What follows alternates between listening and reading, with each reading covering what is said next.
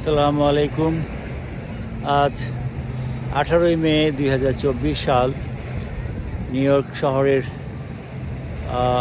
East রিভারের পাড়ে দাঁড়িয়ে আপনাদের সাথে দুটি কথা বলার জন্য আবারও হাজির হয়েছি। আজকে আমি কয়েকটি বিষয়ে কথা বলবো। তার প্রথম হচ্ছে দুর্নীতি নিয়ে। দুর্নীতির সংজ্ঞা হিসাবে আমরা যদি মনে করি নীতি বহির্ভূত কাজটাই হচ্ছে দুর্নীতি। সেটা আর্থিক ব্যাপারে হতে পারে, ব্যাংক টাকা আত্মসাতের ব্যাপার হতে পারে, সেটা একজন মানুষকে ঠকিয়ে আরেকজন মানুষ তাকে ক্ষতিগ্রস্ত করা থেকে হতে পারে। যে কোনো নীতি বহির্ভূত কাজ থেকে দুর্নীতি বলা হয়। এবং এই ব্যাপারে আমাদের পবিত্র ধর্মগ্রন্থ থেকে শুরু করে সকল ধর্মেই পরিষ্কার নিষিদ্ধ করা হয়েছে যে কেউ যেন দুর্নীতি না করে। তো আমরা শুধু সারা দেশে দুর্নীতিই দেখি। সকল ক্ষেত্রে কন্ট্রাক্টর কাজ করছে, দুর্নীতির মাধ্যমে সে অর্থ আত্মসাৎ করছে, কাজের সঠিক পরিমাণ সিমেন্ট দিচ্ছে না, সেটা দুর্নীতি। একটা সরকার নিয়ম না মেনে,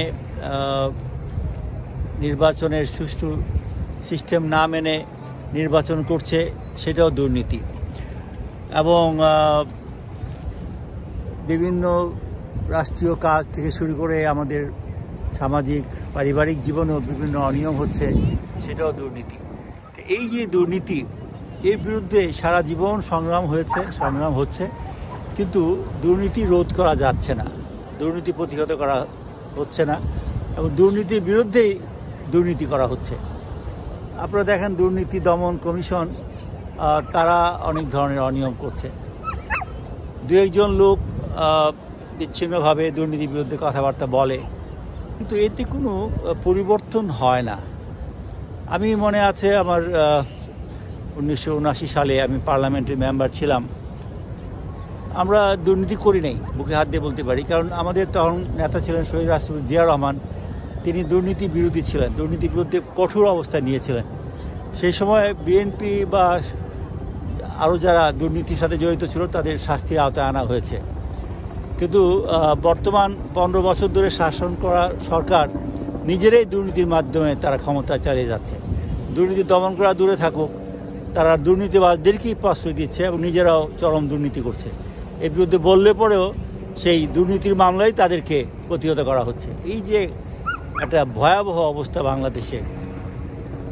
আমার মনে আছে ছাত্রলীগের একসময় প্রেসিডেন্ট ছিলেন মনির হক চৌধুরী এবং সেক্রেটারি জেনারেল ছিলেন শফিউল আলম প্রধান। তারা দুর্নীতির বিরুদ্ধে অবস্থান নিয়েছিলেন।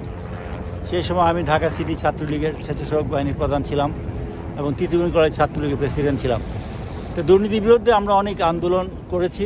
এক পর্যায়ে দুর্নীতিবাজরা তখন এত শক্তিশালী হয় যে ছাত্রলীগের সেই সেক্রেটারি এবং কমিটির বিরুদ্ধে তারা অবস্থান নেয়। এক পর্যায়ে আপনারা জানেন ঢাকা বিশ্ববিদ্যালয়ে 7 মার্ডারের ঘটনা ঘটে এবং শফিউল আলম প্রধান সেই সহ আরও অনেকেই সেই মামলায় আসামি ছিলেন। তো দুর্নীতির বিরুদ্ধে যুদ্ধ করতে গিয়ে দুর্নীতিবাজদের শক্তির কাছে বারবার নীতিবান লোকরা, আদর্শবান লোকরা হেরে যায় এবং নীতিবান লোকদেরকে দুর্নীতির মামলা ফাঁসিয়ে দেওয়া হয়।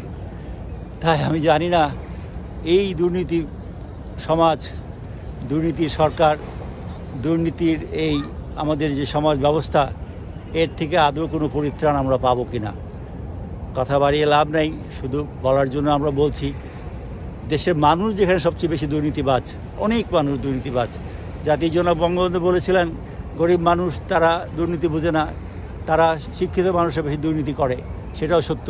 কিন্তু দুর্নীতির বাইরে আমরা উঠতে পারি নাই। আমরা যদি কর্ম পালন করতাম, নীতি আদর্শ মেনে চলতাম, তাহলে আমার মনে হয় এই দুর্নীতিবাজ সমাজের পরিবর্তন হয়তো বা হতো, দেশ উন্নত হতো, মানুষ শান্তি পেত, পরকালেও আমরা শান্তি পেতাম।